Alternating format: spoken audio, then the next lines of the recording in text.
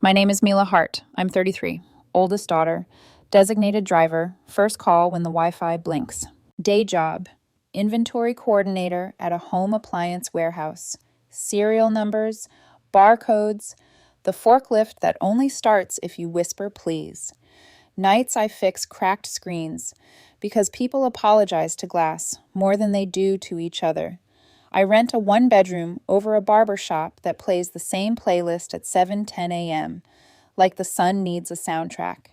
I keep receipts in a shoebox and a spreadsheet on my phone called Keep Breathing. 4 tabs: rent, food, gas, surprise. Surprise is undefeated. My sister is Ava, 28, queen of I Have a Vision, and prince consort is Damian Russo. Indoor sunglasses, outdoor charm. He says boss to waiters and synergy like it's a finish line. Mom loves him because he calls her Ma and brings flowers he doesn't buy. Our dad left a toolbox and a habit of not answering calls. I kept the toolbox. The engagement party is at a banquet hall you've already seen on Instagram. Chandeliers that glow like they came with a filter. Gold chairs. A wall of fake roses where everyone looks expensive. I wear the only suit I own. I bring a modest gift because it's how I make peace with rooms that never did. They sit me near the speakers. The DJ's volume suggests thinking is banned. Toast time. Glass taps. The Godfather tells a story about himself disguised as a blessing. Laughter trembles like it's on tiptoe. I sit quietly, sipping water, calculating how many shifts it takes to replace my brakes. My chair shifts. Not a wobble, a yank. Tile rushes up. I land hard, elbows singing in metal. The room inhales, then laughs. Polite at first, then fuller. When people want peace, they laugh at whoever bleeds for it. Behind me, Damien, hands up like a magician revealing an empty hat. Your place is on the floor, sis, he says into the mic, upgrading a dinner into a roast. Bridesmaids laugh because it's easier. Ava covers her mouth like it's a TikTok prank. Mom's face does that thing where her disapproval winks. I stare at the grout. I could perform rage. I've done that before. It never pays. So I stand, set the chair back where chairs go, sit neatly, and place my hands on the table like I'm diffusing a bomb in my chest. And that's when I feel the stare. At the head table, a man in a dark suit with posture like a straight line, watch old enough to have a story. Victor Russo, Damien's father. I've seen his photo on a bank website. He leans forward, squints. The recognition crawls across his face, changing the shape of his mouth. He stands, dodges a server, and walks toward me. Ms. Hart, he says, too low for the mic, too focused for the moment. Is that you? Damien laughs into the room, trying to wrangle the narrative. Dad, this is Mila, my comic relief. Victor doesn't look at his son. He's still examining me like I stepped out of a file folder. This is the part the photos won't show. They'll show a chair, and a smile, and a toast. They won't show my phone buzzing 2 hours earlier with a bank alert. They won't show the Red Oak Bank caller, Bry, confirming a joint line of credit with Mila Hart as primary and Ava Hart as co-applicant, initiated online, to be finalized in branch near Damien's gym. They won't show how I said flag it as fraud with a voice I save for cutting cable ties. They won't show Victor Russo's email landing in my inbox 10 minutes after I filed the affidavit. Calm, precise, professional. They won't show the part where I chose paper over performance. Can we talk? Victor asks. The word need is there, even if he doesn't say it. Damien tries to spin. Dad, not now. Don't kill the vibe. Victor's eyes never leave mine. There's a father's fatigue living there, and something like apology. 2 minutes, he says. I nod. He guides me into a side room with mirrored walls that double everyone's worst angles. He glances at my elbow like he wants to apologize for his son's hands. Ms. Hart, he says, your affidavit. The branch attempt was blocked. Do you authorize any line of credit at Red Oak? No. Do you authorize my son or your sister to open anything in your name? No. Police? Not yet. I steady my breathing. I want documentation. A paper wall. I don't want a scene to save me. He studies me. All right, it's frozen. We'll audit the last 60 days. You may get calls from our fraud unit. If anyone pressures you, tell me. I nod. When I tell my mother, she'll call me cruel. His jaw tightens. Money makes people call boundaries cruelty. We return to the ballroom. The DJ is playing Forever like it's guaranteed. People are back to pretending. Victor stands behind his son, one hand on Damien's shoulder, like he's choosing between pressing down or pulling back. Damien, he says, tone like a loaded table. You and I need to talk. Not later. Now. Damien smiles for the crowd. Dad, relax. Which of your vibes, Victor asks quietly, told you to open a line of credit with her name? A tremor moves through the tables. Pretend not to listen becomes impossible. It was for Ava, Damien says. Family. Victor looks from me to him. Family isn't a debit card. Silence does the math. Ava rises, eyes bright with denial. Mila, don't be like this. It's a misunderstanding. There it is, I think. The word that turns crimes into crossed wires. Mom steps forward. We don't take family to the cleaners. I'm not, I say evenly. I'm taking my name out of your shopping cart. I slide an envelope across the table. My affidavit, the fraud alert, and a single printed page. My family tab. 4 years of just until Friday. Ava's phone bill.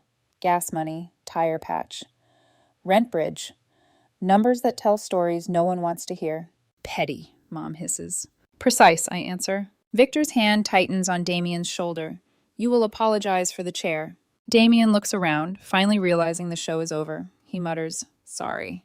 Now the other thing, Victor says. Damien bristles. You're really doing this here? You did it here, Victor replies. My phone buzzes. Red Oak. In branch. Finalize attempt blocked per fraud flag. Time stamped while I was on the floor. I lock eyes with Victor. He nods almost imperceptibly. The system is holding. I leave my small gift on the table, a check for Ava's seamstress because clarity can be kind. I'm not nice, I say softly. I'm clear. I push in my chair, fold my napkin, walk out through the rose wall where everyone pretends love is easy. Outside, the air smells like lemons and cold truth. In the parking lot, my phone vibrates again. 27 missed calls will be waiting by morning. Mom's rage and syrup rotation, Ava's... Hey sis, I need one little thing. Damien's voice notes about how I embarrassed him. I set do not disturb. Across the street, a woman I half recognize from Jonah's stories, Leah, is loading centerpieces into a van with the venue logo. She glances at me like she knows something I don't. I text Jonah, party's over, call you when you land, love you. A typing bubble appears, disappears. A plane icon replaces it, out of reach. The night hushes. Somewhere inside, the music swells. Promises without budgets. I unlock my car. The lock clicks like a period at the end of a long sentence. Some things you don't fix. You freeze them. You put your name back in your own pocket. You let the paper do the talking. And you stop performing for rooms that prefer your fall to your rise. By morning, my phone is a battlefield. 27 missed calls. 15 messages.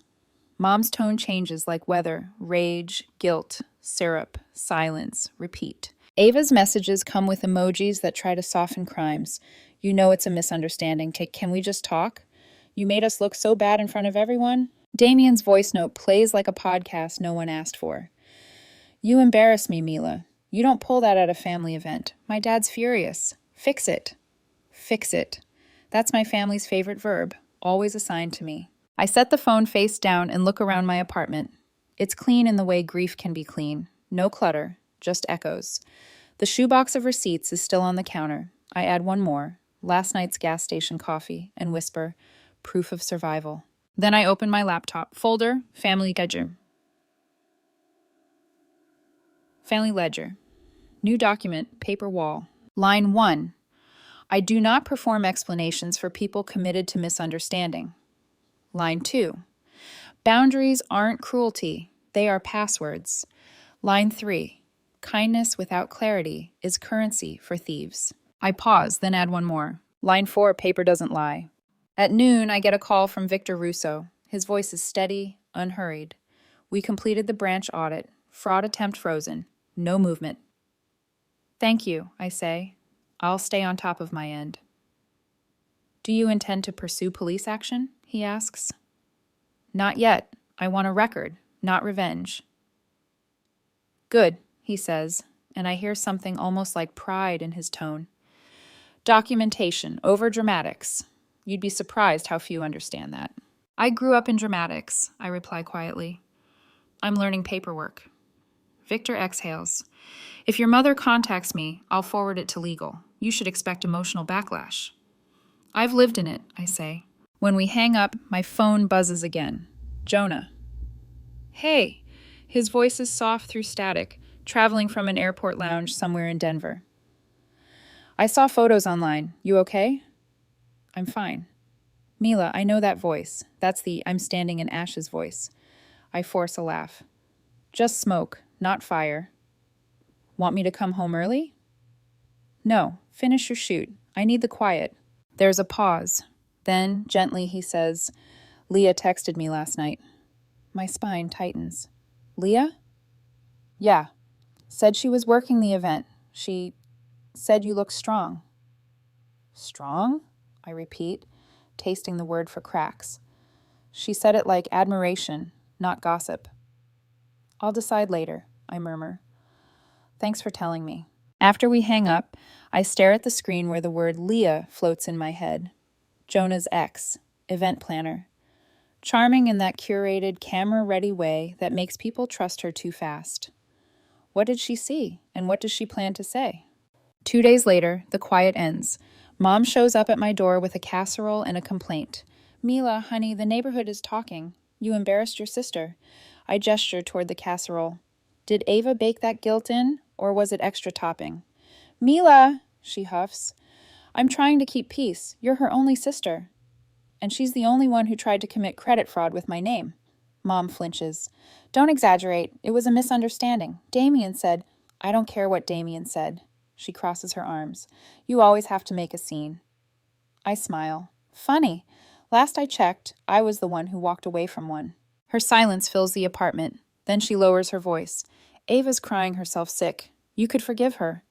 Forgiveness requires confession, I say. She hasn't done that yet.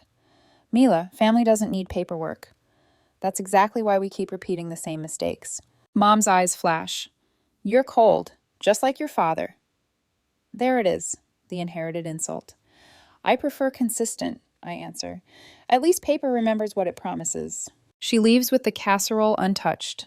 I lock the door, slide down to the floor, and breathe until the silence unclenches. Later that night, Victor emails a short note. Audit complete. Kingsford branch confirmed second blocked attempt. Same applicants. You were correct to freeze all lines. File now marked permanent.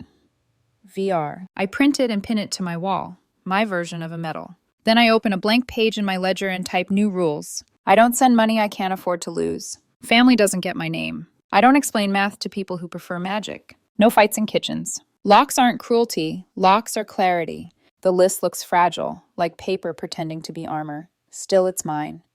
I tape it inside my cabinet and whisper, read daily. Outside, the city hums. Somewhere out there, Ava is rehearsing her apology for the camera, not for me. And Leah, Jonah's ex, has posted a story, a blurred photo of last night's venue, captioned, Some truths just need the right lighting. My stomach knots. I know that kind of caption. It's a tease. It's a warning. I whisper to the quiet room, what are you planning, Leah? The fridge hums, the paper trembles slightly in the breeze, and my phone blinks with one more incoming message. Ava. I heard Victor's helping you now. Careful who you trust. People like him always want something. I stare at the screen until it dims. Then, calmly, I add a sixth rule to my cabinet note. Doubt is healthy. Paranoia is expensive. Choose wisely. Morning comes soft and gray, the kind of light that forgives but never forgets. The paper with my 6 rules flutters each time the fridge exhales. I stand there, rereading them while the kettle hums. It's my new ritual. Boil water, breathe slow, repeat the words like scripture written in self-defense. I'm not sure if it's healing or just habit, but at least it's order. My phone buzzes. Victor Russo again. His calls now have a certain weight, like a calm voice on a sinking ship. Ms. Hart, he says, you'll be glad to know the secondary audit found no further attempts. We've locked the branch access permanently. Thank you, I answer. I appreciate it. He pauses. May I ask, why didn't you pursue police charges? I sip my tea. Because I don't need my sister behind bars to prove I was right. I just need her off my credit report. Victor chuckles softly. Spoken like someone who's already lived through bigger betrayals. I don't answer that. Before we hang up, he adds, "You handled that party with more composure than most executives I've met." I smile faintly. It wasn't composure, it was exhaustion in heels. He laughs, the kind of laugh that feels too human for a banker. At noon, Jonah lands back in town. He shows up at my door with travel dust in his hair and worry in his eyes. I let him in, arms crossed, emotions unsteady. "Long week?" he asks. "Long life," I reply. He drops his bag and wraps me in a hug that smells like airports and truth. "I missed you." I want to melt, but something in me stays braced. "Did Leah text again?" He pulls back slightly, sighs. "She did. She said she hopes you're okay, and that she didn't mean any harm posting that story." I raise an eyebrow. She posted something that made me look like I was starring in a true crime documentary. She said it was aesthetic. "Jonah," I whisper, "you dated her for 3 years. You know how she uses the word aesthetic. It means strategic." He looks at the floor. "I'm sorry, I didn't think she'd still be watching us." There it is, us, the fragile plural I keep trying to protect. I force a half smile. "It's fine. Just don't reply anymore. Let the past stay archived." He nods, quietly ashamed. We eat takeout on this couch. 2 people pretending noodles can solve generational trauma. Jonah tells me about the photo shoot. I tell him about Victor's audit. He listens, hands steady, eyes soft. "You're handling this like a CEO, he says, "more like an accountant with PTSD. 3 days later, Mom drops by unannounced again, this time with a different casserole. Same guilt, new flavor. I don't open the door. Instead, I text her, "Mom, please email me next time. I'm working." She knocks again. "I brought lasagna. You love my lasagna." "I love boundaries more," I reply through the door. Silence. Then her muffled sigh. "You're becoming impossible to love." "Then love something easier," I whisper, mostly to myself. She leaves, but not before sliding a folded paper under the door. I wait until I hear her car pull away before picking it up. It's a handwritten note in her loopy script. "Your sister's falling apart. Please help her pay the photographer deposit, just this once." Attached, an invoice. I stare at it for a long minute, then add another rule to the list on my fridge. I don't rescue people who steal the rope. Then I crumple the invoice, drop it in the sink, and run the tap. The paper dissolves like it finally understood me. That night, I get a text from Ava. "I can't believe you're hiding behind Victor. He's just using you. Ask yourself why he's helping so much." I reread it twice. There's a tone in there, a hint of panic wrapped in jealousy. It hits me. She's losing control. The manipulation isn't working anymore. I respond simply, "Because some people help without stealing first." She doesn't reply. A week later, Victor invites me for coffee. We meet at a quiet corner cafe, wood tables, honest light. He's already there when I arrive, stirring his drink like a man thinking in decimals. "Mila," he greets, "you look lighter." "I bought new locks. It's amazing what metal can do for mental health." He chuckles. "I wanted to give you this." He slides a letter across the table. It's on bank letterhead. Fraud case 11872A. Final status, closed. No open applications. Kingsford branch attempt denied. No liability attached to the name, Mila Hart. The sight of official ink nearly brings tears. "So it's over?" "It's documented," he corrects. "Over is a feeling. Paper is proof." I nod. "I like proof." He studies me. "I know the feeling of being the one who stays sane while everyone else calls you cruel." "You too?" "My son wasn't always like this. But when money becomes a performance, decency gets priced out." For the first time, I see the father behind the banker, the guilt sitting next to him like an old companion. He clears his throat. "If you ever need a reference for new credit lines, I'll vouch personally." "Thank you," I say, "but I think I'll stay debt-free for a while." He smiles. "Smart. Fences are better than fights." When we part, I walk home lighter, but not naive. The world outside feels sharper, like it's been taking notes. That night, Jonah scrolls through his phone beside me on the couch.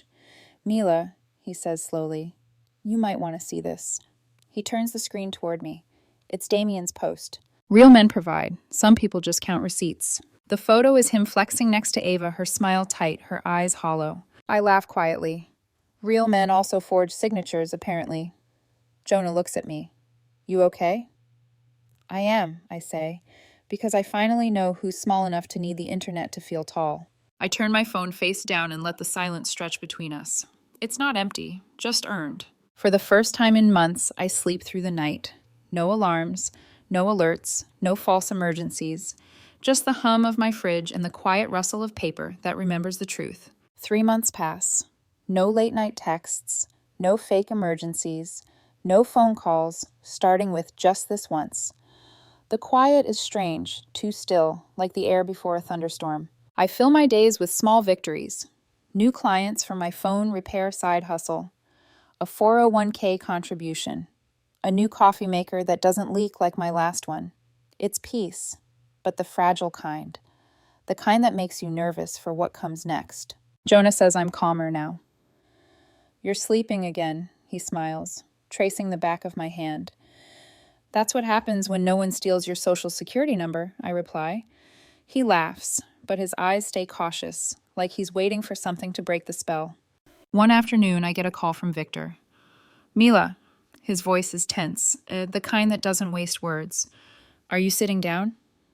Always a great opener, I say, trying to keep it light. It's about Damien. My stomach tightens. What about him? He was supposed to start a new position at a contracting firm this week. The offer was rescinded.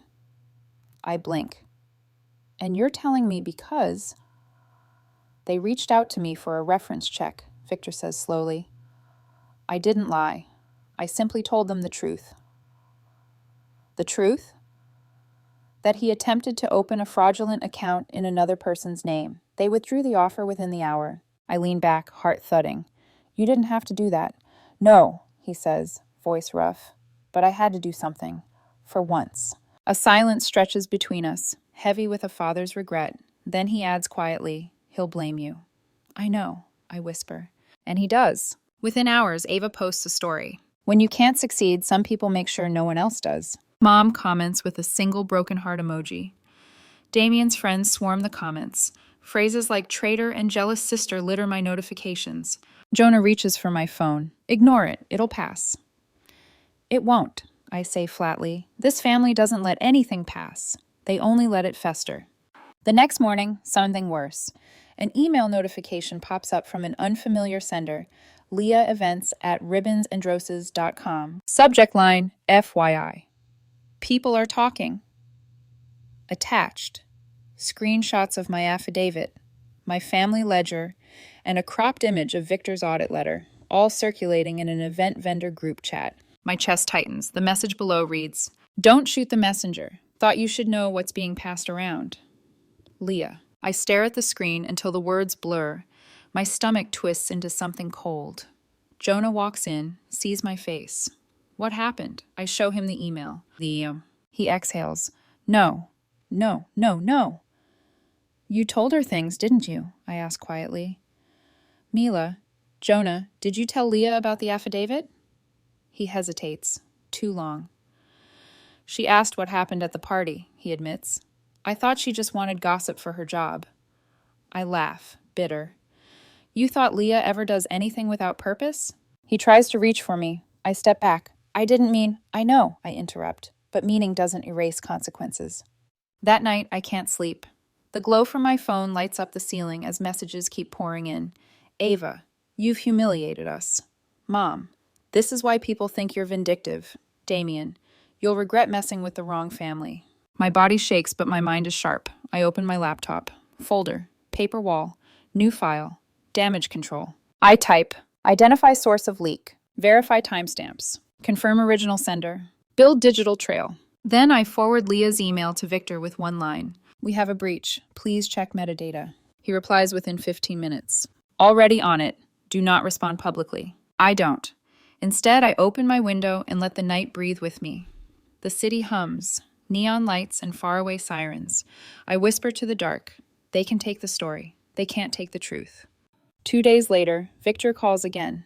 His voice is calm but heavy. Mila, we trace the leak. Leah? No, Damien. I freeze. How? He screenshot your affidavit from Ava's messages. He shared it with vendors to gain sympathy discounts, said his fiancé's sister was attacking them financially. I sit down slowly, a hand over my mouth. So he weaponized my proof. Yes, I've issued legal letters to halt any further spread. You're cleared. My throat burns. Thank you. Before he hangs up, he adds, you were right not to lash out. Paper wins quietly. Jonah comes over that night, eyes red from lack of sleep. Mila, I'm sorry. I didn't know he'd... I know, I say. But you trusted the wrong person to carry a story that wasn't yours. He nods, eyes down. I'll make it right. You can't. Not this one. He looks like he wants to say I love you, but instead he whispers, you don't have to keep being strong all the time. Yes, I do, I answer softly. Because they mistake silence for weakness and noise for guilt. I can't give them either. He stays the night, but we don't touch. Some spaces love can't cross until trust returns. By the weekend, the storm begins to clear. Victor's legal notice circulates. Short, clinical, devastating. All documents shared in private were obtained without consent. Any redistribution constitutes defamation and breach of confidentiality. Ms. Hart bears no liability in any financial or reputational matters concerning Mr. Russo or Ms. Hart. Ava. Signed, Victor Russo, Chief Financial Officer, Red Oak Bank. The silence afterward feels heavier than noise. Online, Ava deletes her posts. Damien goes quiet. Mom stops texting entirely. I walk to the fridge, smooth the wrinkles in the paper of my rules, and add one more line. Let silence do the talking after the truth arrives. I stand there reading all 8. Then I close the fridge, smile faintly, and whisper to no one, paper wins. But I know better. Paper doesn't win. It just survives. And survival sometimes is enough. A week passes. The quiet is almost suspicious, like the world's holding its breath. No new posts, no half-hearted apologies, not even a guilt casserole from Mom. It's the kind of silence that feels earned, not gifted. I spend the morning watering my plants, every drop a small act of control. The sun drips through the blinds like forgiveness I didn't ask for. When I check my email, there's one new message. Subject, request for meeting, family matter. From Ava Hart. For a moment, I hover over delete, then curiosity wins. The body of the email is short. Victor suggested we talk. I'll come by at 3 if you'll let me. Please. 3 words I haven't seen from her in years. If you'll let me. It's almost enough to soften me. Almost. 3 p.m. sharp. I open the door to find Ava standing there. No makeup, no ring, no entourage. Just a trembling smile and eyes swollen from too many nights pretending to be fine. She clutches a small folder. It's the vendor receipts, and the engagement's off. I step aside. Come in. The silence inside is awkward, cautious. She sits at my table, the same one where I first made my family ledger. I thought you'd gloat, she murmurs. I'm tired, not cruel. She opens the folder. Neat stacks of paper. All the invoices, Damien's debts. I thought if I paid them off myself, maybe I could fix it. I shake my head. You can't pay off character. Her eyes well up. You sound like Mom. I smile sadly, except I mean it. A long pause. Then Ava whispers, he told me Victor ruined him. That you helped. I didn't ruin him, I say quietly. He did that the moment he used my name. Tears roll down her face, quiet as confession. He said I didn't need to know what was on the forms. I signed anyway. I thought love meant trust. Love without accountability isn't trust, Ava. It's worship. She stares at her hands. I hate that you're right. I hate that I have to be. For a moment, we just breathe. 2 sisters, finally out of performance. Then Ava slides an envelope across the table. This is for you. I open it. Inside is a check for exactly $1,780, $42. My share, she says softly. Everything you paid over the years, adjusted for inflation. I did the math. You always said numbers don't lie. I blink hard, throat tightening. You didn't have to. I did, she interrupts, because I want to stop being the reason you build walls. Something inside me cracks, quietly, cleanly. I stand and walk to the fridge, pull down the page with my 8 rules, hand her a pen. Add a ninth, I say. She writes slowly, tears spotting the ink. Forgiveness doesn't reopen doors. It just leaves the hallway light on. I read it once, then again, then I tape it back up. That evening, Victor calls. How did it go? Peaceful, I tell him. No shouting, no lies, just tired honesty. He exhales, relieved. Good, that's rare. I guess sometimes the only way to end a war is to stop showing up, he chuckles, spoken like someone who's finally free. Before we hang up, he adds, for what it's worth, my son's moving out, my wife's furious, but peace isn't supposed to please everyone. No, I agree. Peace never does. Jonah shows up later with takeout and apology eyes. I read Victor's statement, he says, and I wanted to say it again. I'm sorry for ever doubting you. I take his hand, steady. Doubt isn't the enemy, Jonah. Silence is. He nods. So what now? Now, I say, we build without borrowed bricks. We eat quietly, no phones, no drama, just noodles and quiet, steady love, the kind that doesn't need proof or screenshots. Weeks pass. Ava starts therapy. Mom begins sending bird photos instead of sermons. Damien disappears from social media, his digital crown finally cracked. As for me, I move forward. I get promoted at work. Supervisor now, full benefits. I start saving for a small condo, one with sunlight and no shared mailboxes. On my last night in the apartment, I take one final look at the fridge. 9 rules, edges curling, ink faded from the steam of too many late-night coffees. I run my fingers down the list and whisper each line like a prayer. Then, quietly, I add one last rule. Number 10. 10. Boundaries aren't betrayals. They're instructions for love. I leave it taped there, a message to whoever rents this place next. When I step outside, the air smells like lemons again, same as the night I walked out of that banquet hall. Except this time I'm not leaving in shame. I'm walking toward a life that finally feels like mine. I lock the door, drop the key in the slot, and smile. Mila Hart, age 33. Survivor of family chaos. Architect of her own peace. Proof that clarity, paper or otherwise, is the best revenge.